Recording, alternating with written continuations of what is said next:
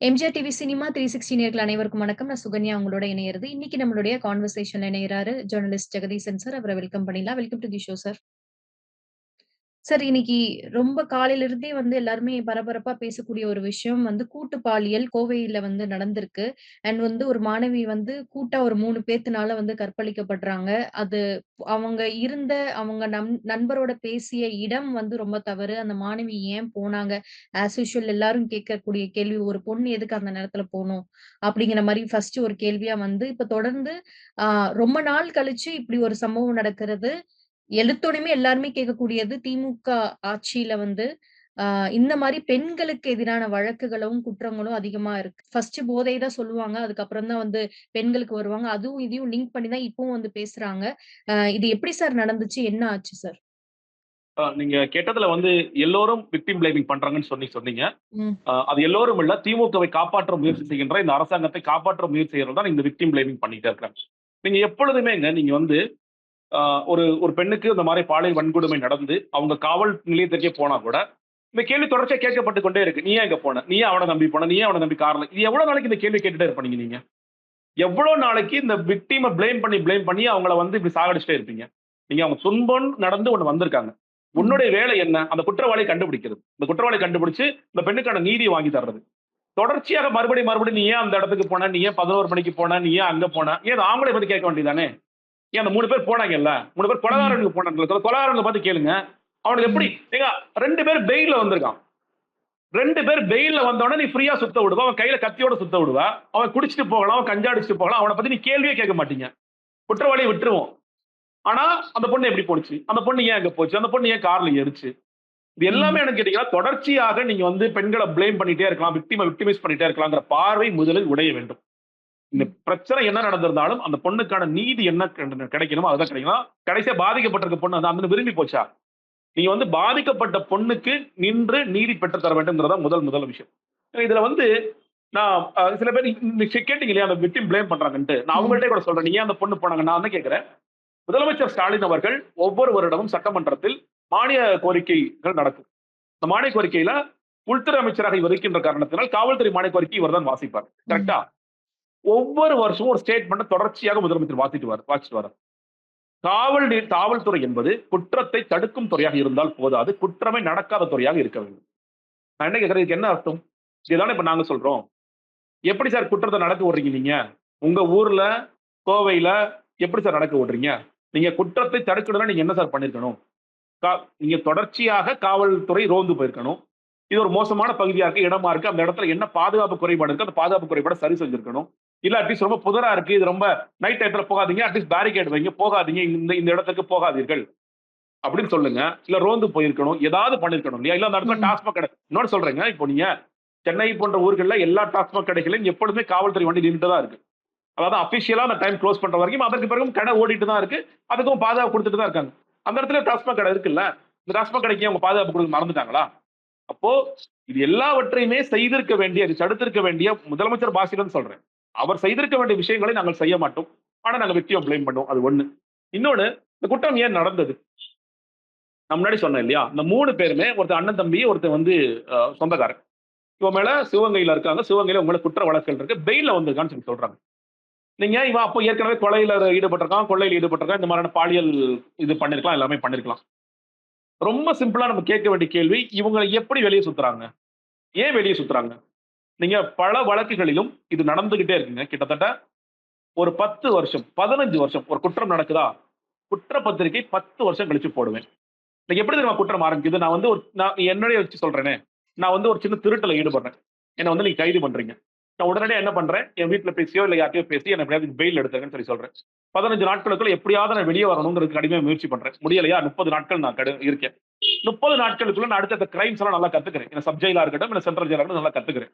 இப்ப 30 நாள் ஜெயில்ல இருந்துட்டோம். இனி அடுத்து என்ன பண்ணலாம் நம்ம? ஓகே திருடினோமா? அடுத்து கஞ்சா கடத்துவோமா? அதான் நான் யோசிக்கிறேன். அடுத்து என்ன பண்றேன்? ஓகே கஞ்சா கடத்துறேன். அதுக்கப்புறம் சார் இந்த வாட்டி 30 நாள் வர முடியாது சார். நீங்க 90 நாள். ஓகே பரவால்ல 90 நாள் தானே ஜெயிலுக்கு போவோம். கஞ்சா கடத்துனா நல்லா காசு வருது. நான் ஜாலியா இருக்கேன், சந்தோஷமா இருக்கேன். ஓகே கஞ்சா கடத்திட்டு வந்துட்டீங்களா? அடுத்து நீங்க என்ன சார் பண்றீங்க? அடுத்து சின்ன ரவுடி ஆகலாம்னு நான் நினைக்கிறேன். ஓகே அப்படிங்களா சார்? ஓகே அப்ப நீங்க போய் ஏதாவது யாரையாவது வெட்டுங்க. சும்மா ஒரு கீறல் போட்டு வாங்க.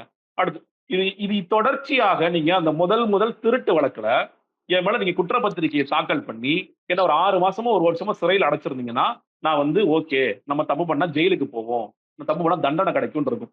என் மேல குற்றப்பத்திரிக்கை தாக்கல் செய்யறது இது யாருன்னே தெரியாது. குற்றப்பத்திரிக்கை வந்து 10 வருஷம் கழிச்சு தாக்கல் பண்றீங்க. போக்சோ வழக்குகள் நடக்குதுங்க.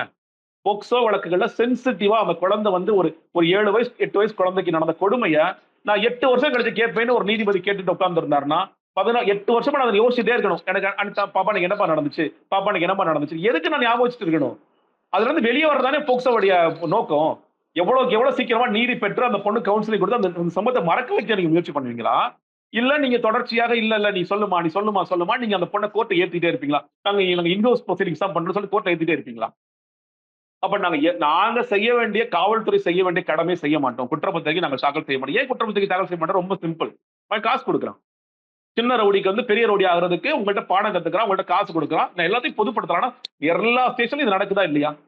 இது நடந்து அவன் சின்ன ரவுடியா இருக்கிறவன் கையில கத்தி வச்சுட்டு போறான். அப்ப பெயில்ல வந்திருக்கேன். அப்ப என்னப்பா பண்ணலாம்? போய் தண்ணிய போடுவோம். யாராவது பொண்ணு வந்துச்சுன்னா பொண்ண போய் பாலியல் வன்கொடுமை பண்ணுவோம். இதானே பண்றீங்க.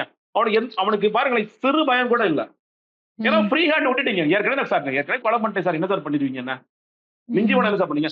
கத்தி எடுத்துட்டு போய் அந்த கிளாஸ உடைச்சு, அந்த பையன அடிச்சு, அந்த பையன வெட்டி, அதற்கு பிறகு அந்த பொண்ண தூக்கிட்டு போய் நீ பண்றன்னா, அப்ப உனக்கு எவ்வளவு தைரியத்தோட நீ இந்த ஊர்ல சுத்துற? நம்ம என்ன பாதுகாப்பு அப்புறம் நம்ம பேசுறோம்? ம். என்ன பாதுகாப்பு நம்ம பேசிட்டு இருக்கோம்? நீ குடி இருக்கு, இல்ல கஞ்சா இருக்கு, நீ எல்லா குற்றத்திலையும் பாருங்க. குடிச்சிருப்பான், கஞ்சா அடிச்சிருப்பான். எப்படி உங்களுக்கு கஞ்சா இவ்வளவு ஈஸியா சப்ளை கிடைக்கும்? எப்படி நடக்குது? இதெல்லாம் நம்ம என்ன பண்ணிட்டு இருக்கோம்? கஞ்சா வேட்டை 1, கஞ்சா வேட்டை 2, கஞ்சா வேட்டை 3 என்னய்யா பண்ணீங்க நீங்க? 3 கஞ்சா வேட்டை நடத்திட்டீங்க. ஹெராயின் அழிக்கணும்ங்கிறீங்க.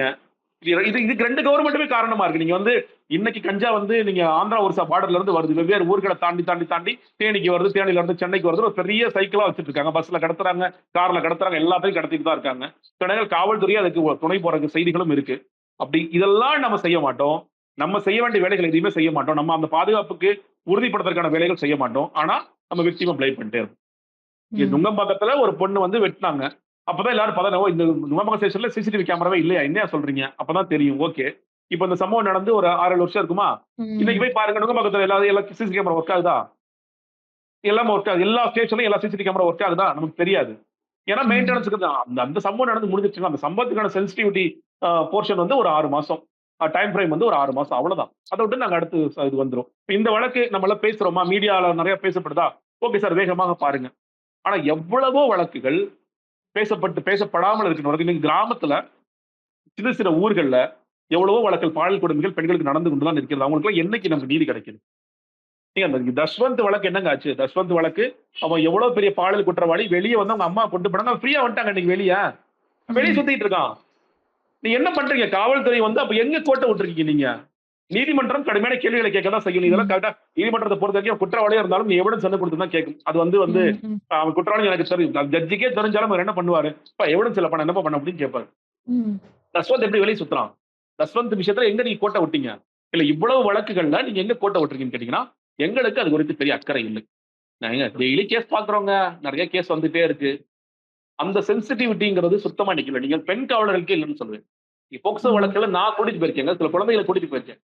ம். ஒரு பெண் காவலர் சொன்னாங்க, "ஏய் இங்க பாருடி இன்னொரு போக்சோ கேஸ் வந்திருக்குடி." இப்படி யாராவது பேசுவீங்களா? இப்படி யாராவது பேசுவாங்களா? இன்னொன்னு தெரியுமா? போக்சோ கேஸ்ல அந்த குழந்தைய கூட்டிட்டு போலீஸ் ஸ்டேஷனுக்கே போக்கூடாது. அவங்க யூனிஃபார்ம்ல கூட வரக்கூடாது. பாதிக்கப்பட்ட பெண்ண பாதிக்கப்பட்ட இடத்தில் போயி ஒரு காமன் டிரெஸ்ல போயிட்டு, ஒரு சாதாரண உடையில சிவில் டிரெஸ்ல போயிட்டு, அந்த பாப்பாட்ட போயி ஒரு ஒரு டீச்சர் மாரி, கவுன்சிலர் மாரி பேசணும். அதுதான் வந்து நடக்கணும். 16 வயசுக்கு உட்பட்ட பாப்பாக்கு குழந்தைகள்ட்ட. ஆனா ம். நீங்க என்ன பண்றீங்க? சார் போலீஸ் ஸ்டேஷன் கூட்டிட்டு சார். ஏய் இங்க பாருடி, இப்படி பேசுனீங்கன்னா, உங்கள அப்புறம் என்ன சொல்றது? இப்போ இந்த சென்சிட்டிவிட்டி கிடையாது. நாங்க எல்லாத்தையும் வந்து அந்த குற்றவாளியும் ஒரே மாரி தான் பார்ப்போம். விக்டிமையும் ஒரே மாரி தான். இவங்க என்னன்னு கேட்டீங்கன்னா, ஒரு திருடன எப்படி பார்க்கிறோமோ, அதே மாரி தான் விக்டிமையும் பார்ப்போம் நாங்க. ஏம்மா நீ போன? ம். ஏம்மா நீ ஏன்டா நீ திருடுன? எங்கடா அடிச்ச? எங்கடா நீ கஞ்சா கடத்துன? அதே மாரி ஏம்மா நீ போன? ஏம்மா நீ போன? இதே கேள்வி ம். கேட்டுட்டே இருப்பாங்க. இது முதல்ல மாறணும். இந்த விக்டிம் பிளேமிங்க தயவு செய்து நிப்பாட்டுங்க. உங்களுடைய வேலை விக்டிம் பிளேமிங் கிடையாது. உங்களுடைய வேலை குற்றவாளியை கைது செய்து, அவனுக்கு எவ்வளவு சீக்கிரமா குற்றப்பத்திரிகை தாக்கல் செய்ய முடியுமோ, அது போட்டு அவன வந்து ஜெயில்ல போட்டுறது. இல்ல அவனுக்கு நீதி ம். அந்த அந்த பெண்ணுக்கு நீதி பெற்றுக் கொடுப்பது. அதுல மட்டும் கான்சன்ட்ரேட் பண்ணுங்க. அதான் நான் சொல்லுவேன். Okay sir. இப்ப இந்த அந்த அந்த அந்த இதனால பாதிக்கப்பட்ட பெண்ணுடைய மனநிலைமை என்ன சார்? அவங்க கிட்ட விசாரிச்சாங்களா? அது தொடர்பா ஏதாவது தகவல் வந்துச்சா சார்? இல்லங்க. தகவல் ஒண்ணும் இல்ல. அவங்க ஆப்வியஸ்லி ம். அவங்க மருத்துவமனையில தான் இருக்கக்கூடிய வாய்ப்புகள் இருக்கு. பட் ம். விசாரிப்பாங்க. நீங்க வந்து மெஜிஸ்ட்ரேட்டே வருவாங்க. மெஜிஸ்ட்ரேட் அவங்கள்ட்ட ஸ்டேட்மெண்ட் வாங்க வேண்டிய அவசியம் இருக்கிறது. ம். காவல்துறையிலயும் அவங்கள்ட்ட ஸ்டேட்மெண்ட் வாங்குவாங்க. அவங்களுடைய உடல்நிலையை பொறுத்து. ம். அவங்களுக்கு வந்து நல்ல ஒரு மனபலம் கிடைக்கணும். உண்மையிலே வந்து இந்த மாரியான விக்டிமா இருக்கு ரொம்ப ரொம்ப கஷ்டமான விஷயம். நீங்க உடல் ம். ரீதியாக, மன ரீதியாக அவங்க எவ்வளோ அந்த பொண்ணு துன்பத்துல இருப்பாங்க. ஏன்னா, அண்ணா நகர் அண்ணா யுனிவர்சிட்டி பாலியல் வழக்குலயும் பார்த்தோம். எல்லா வழக்குகள்லயும் இந்த மாரியான தொடர்ச்சியாக நடந்துகிட்டே இருக்கு. அவங்க வந்து கூடிய விரைவில் நலம் பெறணும். மன ரீதியாகவும் சரி, உடல் ரீதியாகவும் சரி. அவங்களுக்கு தேவைப்பட்ட கவுன்சிலிங்லாம் குடுக்கணும். அவங்க பேர் வெளிய வராம பார்த்துக்க ரொம்ப முக்கியமான ஒன்று. ஏன்னா, அந்த அண்ணா அண்ணா யுனிவர்சிட்டி வழக்குலயே கூட யாரு இதெல்லாம் வெளிய வந்துச்சு. சில நேரங்கள்ல எஃப்ஐஆர்லாம் ம். வெளிய வந்துச்சு. அதுல கொஞ்சம் ம். ம். இஷ்யூஸ்லாம் இருந்துச்சு. அது வந்து சென்ட்ரல் கவர்ன்மென்ட்டோட பிரச்சனை ம். இஷ்யூலாம் ம். இருந்துச்சு. அந்த மாரி எதுவும் நடந்துராம, இதே மாதிரி இந்த குற்றம் சாட்டப்பட்ட நபர்கள், இவர்கள் வேற எதுவும் குற்றத்தில் ஈடுபட்டிருக்காங்களா அப்படிங்கிறத பார்க்கணும். ஒட்டுமொத்தமாக நடந்த எல்லா குற்றங்களுக்கும் அவங்க மேல எவ்வளவு சீக்கிரமாக அவர்கள் மேல் குற்றப்பத்திரிகை தாக்கல் செய்யணுமோ அந்த விஷயத்த பண்ணணும். இந்த பொண்ணுக்கு இப்ப நம்ம எல்லாரும் செய்ய வேண்டியது, ம். அவங்களுக்கு கொடுக்க வேண்டிய அந்த கவுன்சிலிங், அந்த அ உடல் ரீதியான துன்புறுத்தல்களுக்கான மருந்து அதுதான் குடுக்கணும்னு நான் பார்க்கிறேன். அத கவர்ன்மெண்ட் செய்வாங்கன்னு தான் நான் நினைக்கிறேன். அதுல வந்து பாரபட்சம் இல்லாமல் அவர்களுக்கு தேவையான உதவிகளை செய்து கொடுக்கணும்னு தான் பார்க்கிறேன். ஓ பட் ஸ்டேட்மெண்ட் ஓகே சார். கொஞ்சம் சரியானது தான் வாங்குவாங்க. Okay sir. இப்ப வந்து ஃபர்ஸ்ட் எல்லாம் வந்து ரொம்ப நார்த் சைட்ல வந்து இது அதிகமா நடந்துட்டு இருந்துச்சு. இப்பவும் நடக்குது. அதுல எந்த ஒரு இதுவும் இல்ல. பட் இப்ப வந்து சவுத்ல வந்து தென் மாவட்டங்கள் சைட்ல குழந்தைகள் ரீதியான பாலியல் துன்புறுத்தல்கள்லாம் நடக்கும். அத நம்ம நெறைய நியூஸ்ல பார்த்திருப்போம். பட் சிட்டிலன்னு எடுக்கும்போது கொஞ்சம் அதுக்கான புரிதல் வந்து அதிகமா இருக்கும். அண்ட் அவ்ளோ சீக்கிரம் வந்து சிட்டில நடக்கிறது கொஞ்சம் கம்மியா தான் இருந்துச்சு. பட் இப்போ ஒரு 2, 3 வருஷமாவே தொடர்ந்து பெண்களுக்கான பாலியல் துன்புறுத்தல்ங்கிறது ரொம்ப வெட்ட வெளியில ஒரு காலேஜ்ல நடக்குது. ஒரு எல்லாரும் நடமாடக்கூடிய ஒரு பகுதியில நடக்குது. அண்ட் வந்து ரொம்ப சர்வசாதாரணமா வந்து பண்ணிட்டு போயிடுறாங்க. அண்ட் அதுக்கப்புறம் வந்து ஒரு விக்டிம் ஆனதுக்கப்புறம் அந்த விக்டிம் அதுக்கப்புறம் அவங்க என்ன ஆறாங்க? அவங்களுக்கான நீதி என்ன கிடைக்குது? அண்ட் அவங்களுக்கான காம்பன்சேஷன் என்ன குடுக்குறாங்க? அதுக்கப்புறம் அந்த பொண்ணோட லைஃப் என்ன? இப்படி எதுவுமே தெரியறதில்ல. ஆனா, அந்த இப்ப துன்புறுத்தப்பட்டாங்களா அப்படிங்கிற ஒரு செய்தி வந்து, வேற ஒரு செய்தி வரும்போது அத அப்படியே அழிச்சிடுறாங்க. ரொம்ப ஈஸியா கடந்து போயிடுறாங்க. ஆனா இதுக்கு முன்னாடில வந்து பார்த்தீங்க அப்படின்னா, இந்த மாரி நியூஸே வந்துட்டு ரொம்ப ரேரா தான் நம்ம கேள்விப்படுறோம். அதுவும் முக்கியமா சென்னை மாதிரியான மெட்ரோபாலிட்டன் சிட்டில எல்லாம் வந்து ரொம்ப ரேரா தான் நடக்கும். ரொம்ப பயப்படுவாங்க. பட் இப்ப அந்த பயம்லாம் குறைஞ்சிருச்சோ? இல்லங்க நீங்க சென்னையில நீங்க இந்த மாதிரியான மோசமான குற்றவாளிகள் என்ன பண்ணுவாங்கன்னு கேட்டீங்கன்னா, ஆப்பர்ச்சுனிட்டி கிடைக்கும் போதெல்லாம் இந்த மாதிரியான விஷயங்கள செஞ்சுட்டு தான் இருப்பாங்க. சென்னை மாதிரியான ஒரு நகரங்கள்ல, பெருநகரங்கள்ல எல்லா இடங்களையும் ஒரு கண்காணிப்பு இருந்துகிட்டே இருக்கு. அப்படிங்கும்போது அந்த இடங்கள்ல அவங்க செய்ய தயங்குவார்கள். நீங்க அண்ணா யூனிவர்சிட்டி மாரியான இடங்கள்லயே அவன் இந்த மாரியான குற்ற சம்பவத்துல ஈடுபடுறான்னா, யாரும் இல்லாத ஒரு இடத்துல ஈடுபடுறான். இன்னொன்னு நீங்க சொன்னீங்க இல்லையா? இது வெளிச்சத்துக்கு வருது. நீங்க வெளிச்சத்துக்கு வராத எத்தனை இப்ப ஞானசேகரனே இந்த பொண்ணு தைரியமாக வெளிய வந்து அவங்களுடைய டீன்ட்ட பேசி, அதற்கு பிறகு போலீஸ்ல கம்ப்ளைண்ட் குடுக்கறனால தான் ஞானசேகரன் வெளிய வந்தான். ஒருவேள அந்த பொண்ணு பயந்துகிட்டு, இல்ல, இல்ல வேண்டாம். நமக்கு எதுக்கு பிரச்சனை? உடனே குடும்பத்துல என்ன கற்பிதம் குடுப்பாங்க? ஐயோ! நம்ம மானம் போயிடும். நம்ம மானம் ஏன் போகுது? ஒரு நாய் கடிச்சா நம்ம மானம் போகுமா? அப்படிங்கிறத அந்த பொண்ணு வந்து ஸ்ட்ராங்கா நின்னதுனால, இது வந்து வெளிய வருது. இந்த சம்பவத்துல அந்த பாதிக்கப்பட்ட அந்த மாணவன் வெட்டப்பட்ட மாணவன் கிட்டத்தட்ட ஒரு 3 மணிக்கு அவனுக்கு கண் முழிப்பு வந்து, அவன் காவல்துறைக்கு ஃபோன் பண்ணி, "சார் இந்த மாரி காணோம். அவங்கள நான் கூட்டிட்டு வந்தேன். அந்த பொண்ண காணோம்னு" சொல்லி பேசின பிறகு ஒரு 2 மணி நேரம் சர்ச் பண்ணி தான் அந்த பொண்ண போய் கூட்டிட்டு வந்திருக்காங்க. இன்னொன்னு அந்த பொண்ணு கத்தும்போது சத்தம் கேட்டுச்சுன்னு அக்கம் பக்கத்துல சொல்லிருக்காங்க. நீங்க பாருங்களேன். அக்கம் பக்கத்துல ஒரு பயம் இருக்கலாம். ஐயோ! சத்தம் கேட்குதுப்பான்ட்டு. அட்லீஸ்ட் அவங்களாவது ஒரு 100க்கு கால் பண்ணி, "சார் ஏதோ சத்தம் கேட்குது சார்." அத கூட சொல்ல மாட்டாங்களா? சத்தம் கேட்டுச்சு. நான் ஒண்ணு இந்த டிவியா ஓடுது. சீரியல் முடிஞ்சுச்சுன்னு ஆஃப் பண்ணிட்டு போறேங்கிறது. ம். சோ அந்த மாரி தான் அவங்களும் பிஹேவ் பண்ணிருக்காங்க. சோ இதுல என்ன கேட்டா ஒட்டுமொத்தமாக எவ்வளவு வழக்குகள் ரிப்போர்ட் ஆகுதுங்கிறதே ஒரு பெரிய கேள்வி தான். நீங்க ம். இப்போ இப்போ பொள்ளாச்சி பாலியல் சம்பவங்கள் எல்லாம், இது நெறைய பெண்களுக்கு நடந்து ரொம்ப லேட்டா தான் நமக்கு ரிப்போர்ட் ஆச்சு. ரொம்ப ரொம்ப லேட்டா தான் அந்த பாதிக்கப்பட்ட ஒரு பெண்ணோட ஒரு அண்ணன் சொல்லும்போது தான் ரிப்போர்ட் ஆச்சு. அப்ப பல ம். நேரங்கள்ல இது மூடி மறைப்பதற்கான வேலைகள் தொடர்ச்சியா நடந்துகிட்டே இருக்கு. மூடி மறைப்பதற்கான வேலைகள் தொடர்ச்சியா நடந்துகிட்டே இருக்கு. சோ இதுல இருந்து நம்பர் 1 என்ன கேட்டீங்கன்னா, எல்லாரும் முதல்ல வெளிய வரணும் அப்படிங்கிற தைரியத்த இந்த சமூகம் குடுக்க வேண்டிய ஒரு அவசியம் இருக்கு. ம்.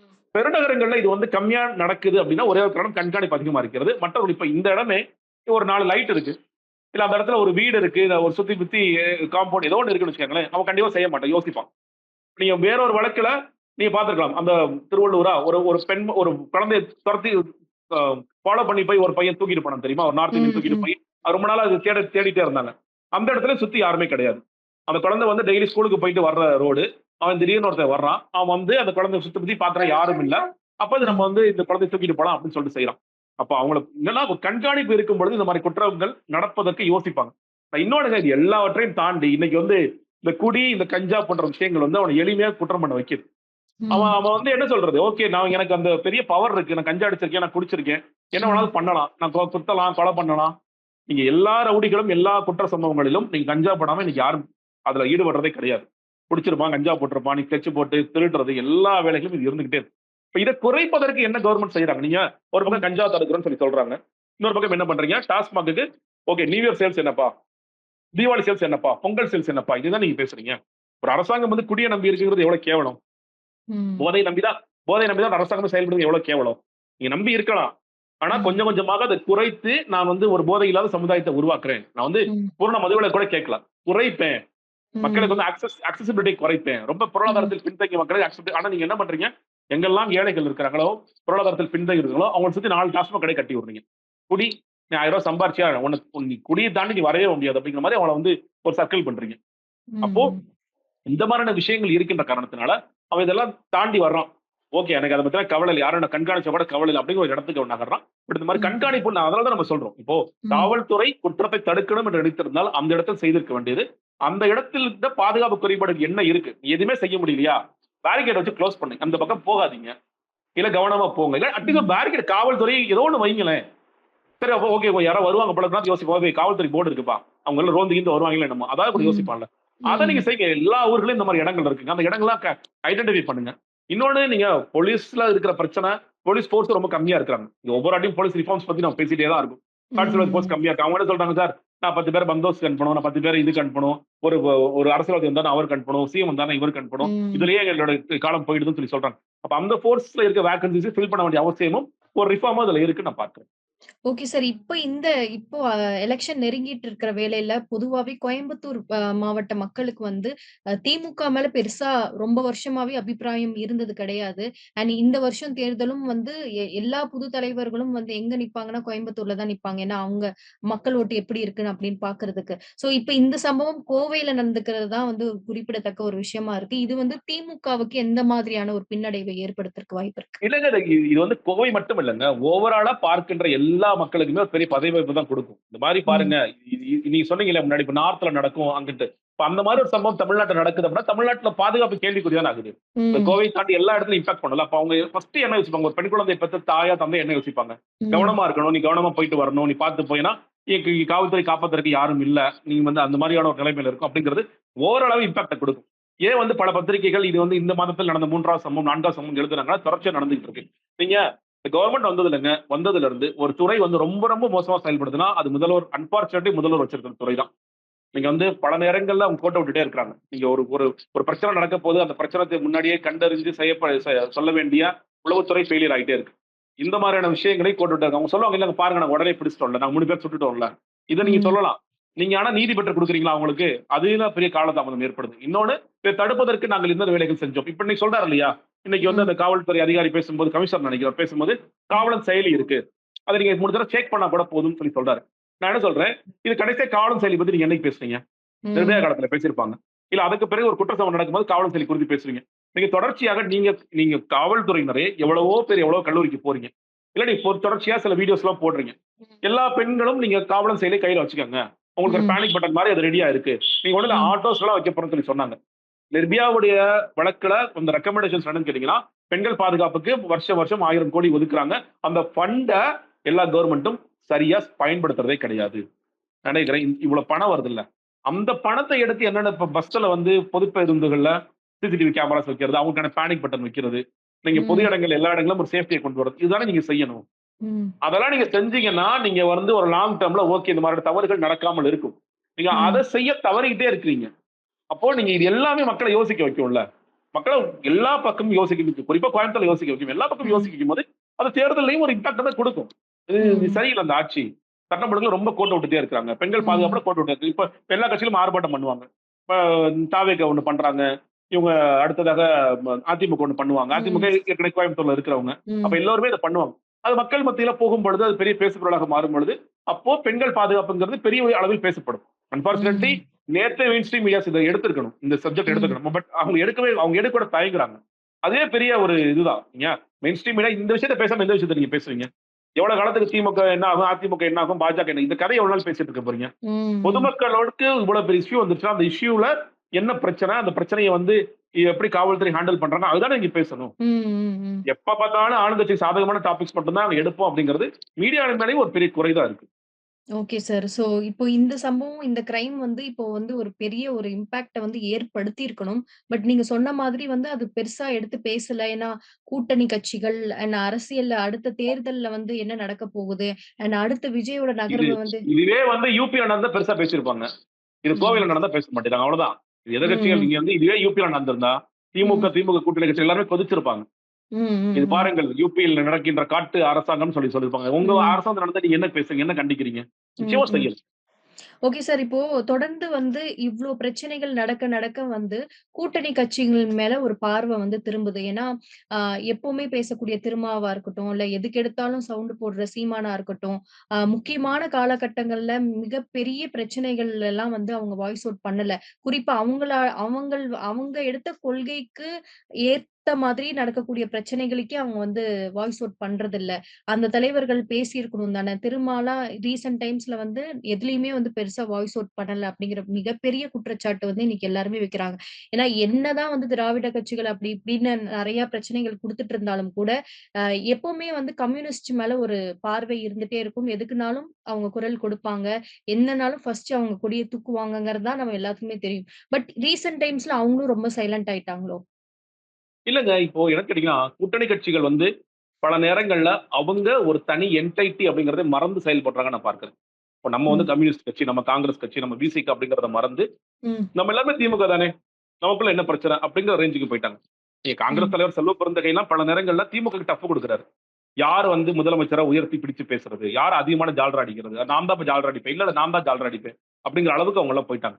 அது அது பெரிய ஆபத்துங்கிறது அவங்களுக்கு தெரிய மாட்டேங்குது. ஏன்னா, இன்னைக்கு கம்யூனிஸ்டோட வாக்கு வங்கி மிகப்பெரிய அளவுல சரிஞ்சிருக்குன்னா, அதுக்கு காரணம் இதுதான். கூட்டணி சேர்ந்தோம். ஓகே கூட்டணி முடிஞ்சது. 4 எம்எல்ஏ உருவாக்கணும், 6 எம்எல்ஏ உருவாக்கணும். வெளிய வந்துருங்க. ஏங்க நீங்க சாம்சங் போராட்டத்திலேயே வந்து சௌந்தரராஜன் மட்டும் தாங்க குரல் குடுத்து பேசுறாரு. மற்றவங்கலாம் வாய் மூடிட்டு இருக்காங்க. ம், தூய்மை பணியாளர்கள் போராட்டத்துல 10 நாள் ஆகுது போய் சண்முகம் தோழர் உட்கார்றதுக்கு. எதுக்கு? யாருக்கு நீங்க இருக்கீங்க? நீங்க உங்களுக்கு பிடிக்கிற செங்கொடிங்கிறது யாருக்கா பிடிக்கிறீங்க? கொடி யாருக்கா வச்சிருக்கீங்க நீங்க? ம், ம், ம். உழைக்கும் வர்க்கத்துக்கா எந்த உழைக்கும் வர்க்கத்தோட போராட்டத்தை நீ கம்யூனிஸ்ட் கையில எடுக்கிறதே இல்ல. ம், கம்யூனிஸ்ட் ம், ம். கிட்டத்தட்ட ஒரு அருங்காட்சியகத்துக்கு போக வேண்டிய கட்சி மாரி நீ செயல்பட்டுட்டு இருக்காங்க. நான் ஒரு ம். தேசம் முழுக்க நாங்க பெரிய தாக்கத்த ஏற்படுத்த முடியல. நீங்க இருக்கின்ற இடத்திலே இது என்னன்னு கேட்டீங்கன்னா, உண்மையில இன்னொரு பக்கம் என்னன்னு கேட்டீங்கன்னா, இவ்வளோ நீங்க மோசமா திமுக நடத்துறவங்க சொல்லுவாங்க. உங்களுக்கு எதுக்கு 3 சீட்டு? 1 சீட் வந்தா பத்தாதா? எம்பில ம். எதுக்கு 2 சீட் கேட்கிறீங்க? 1 சீட் பத்தாதா? 1/2 சீட் பத்தாதா உங்களுக்கு? இந்த வாட்டி நீங்க ஒரு 1/2 எடுத்துக்கங்க. கம்யூனிஸ்ட்ல சிபிஐ-எம்மும், சிபிஐயும் சேர்ந்து 2 பேர் சேர்ந்து ஒரு ஆள் நிப்பாட்டுறதுக்கு ஏதாவது பிளான் பண்ணுங்கன்னு சொல்லுவாங்க. ஏன்னா, உங்களுடைய வீரியமிக்க போராட்டங்கள் எல்லாமே ஒழிஞ்சிருச்சு. எந்த ஊர்லயும் எந்த கம்யூனிஸ்டும் போராட தயங்கிட்டு இருக்காங்க. எல்லாரும் ஒரு சொகுசான வாழ்க்கைய நோக்கி போயிட்டாங்க. எதுக்கு போராடணும் நம்ம? போராட்டம் தானே உங்களோட அடிப்படை குணம். அது ம். விசிக அதே மாரி தான். விசிக எவ்வளவோ போராட்டங்களை முன்னெடுத்து, இந்த மக்களுக்காக எவ்வளவோ போராடி, போராடி தான் மேல வந்தாங்க. இன்னைக்கு வந்து திமுகல நம்ம ஐக்கியமாயிட்டோம். இல்ல நீங்க பேசி தானே ஆகணும். எல்லா விஷயங்களுக்கும் மிக கடுமையாக குரல் கொடுத்தாக வேண்டி தான் ஆகணும். கூட்டணி கட்சி என்பது வேற. கூட்டணி அரசாங்கம் என்பது வேறு. இன்னும் சொல்லப்போனா, ம். உங்களுக்கு அந்த ஆட்சியில் பங்கு, அதிகாரத்தில் பங்கு கூட அவங்க குடுக்கல. அப்படி ம். இருக்கும் பொழுது, உங்களுக்கு என்ன கட்டுப்பாடுகள் இருக்கிறது? என்ன சீட்ட குறைச்சுருவார்ன்னு நெனைக்கிறீங்களா? நீங்க சீட்டு குறைச்சுருவார்ன்னு நெனைச்சீங்கன்னா, இதுதான் உங்களுக்கு சீட்டு குறைப்பதற்கான விஷயங்கள நீங்களே ஆட்டோமேட்டிக்கா பண்றீங்கங்கிற மாரி ஆயிடும். ம். பொதுமக்களுக்கு யாருக்குமே நீங்க பேசுறதில்ல. பொதுமக்கள் உங்களுக்கு ஓட்டு போட தயாரா இல்ல. எப்படி இருந்தாலும் எங்களுக்கு தான் ஓட்டு போட போறாங்க. உனக்கு எதுக்கு சீட்டு? உனக்கு எதுக்கு 6 சீட்டு? உனக்கு எதுக்கு 5 சீட்டுன்னு சொல்லி கேள்வி கேட்பாங்க. இதை இந்த ம். கூட்டணி கட்சிகள் நிச்சயமாக உணர வேண்டும். எப்பொழுதுமே எல்லா கட்சிகளுக்கும் ஒரே ஒரு விஷயம் மட்டும் தான். மக்களுக்காக தயவு செய்து நில்லுங்க. அது இன்று தோன்றிய புதிய கட்சியா இருக்கலாம், இல்ல காலம் காலமாக இருக்கின்ற கட்சியா இருக்கலாம். மக்களுக்காக நின்னீங்கன்னா தான் மக்கள் உங்கள அங்கீகரிப்பாங்க. இல்லாட்டி உங்கள காணாம பண்ணிருவாங்க. Okay sir. தொடர்ந்து வந்து இந்த மாரி குற்றச்சாட்டுகள்ல தான் இந்த மாதிரியான விஷயங்கள்லாம் விவாதிக்க வேண்டிய ஒரு சூழ்நிலைக்கு நம்ம தள்ளப்படுறோம். ஸோ தொடர்ந்து வந்து இத தொடர்பா பேசுவோம் சார். அரசியல் நகர்வுகள் என்ன மாரிலாம் இருக்க போகுது அப்படின்னு தொடர்ந்து பேசுவோம் சார். இன்னைக்கு நேர்காணல்ல இணைஞ்சமைக்கு நன்றி சார்.